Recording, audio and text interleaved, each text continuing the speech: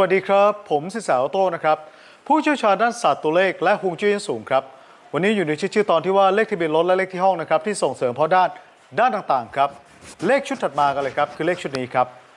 91ฟังอีกทีนะครับ91หรือ91ครับเลขนี้เกี่ยวกับผู้ที่ต้องการมีชื่อเสียงครับหรือคนที่ใช้ส่วนใหญ่จะเป็นดาราครับเลขทะเบียนรถเลขที่นี้เลขที่ห้องเลขที่นี้ส่วนใหญ่จะเป็นดาราครับมีชื่อเสียงมีคนรู้จักเป็นวงกว้างครับตัวเลขไม่มีดีที่สุดหรือร้ายที่สุดนะครับมีตัวเลขที่เหมาะสมคนท่านหรือไม่ผมสิษาออโต้ไม่สนับสนุนตัวเลขเป็นเรื่องการพนันโดยเด็ดขาดนะครับชอบกดถูกใจกดติดตามกดไลค์กดแชร์พบกันใหม่คลิปถัดไปครับฝากที่ข้อหน้าจอ2 ครั้งครับเพื่อผู้ติดตามครบ 5,000 คนเมื่อไหร่สิ้นปีผมมีสุ่มแจกของขวัญนะครับไว้พบกันครับ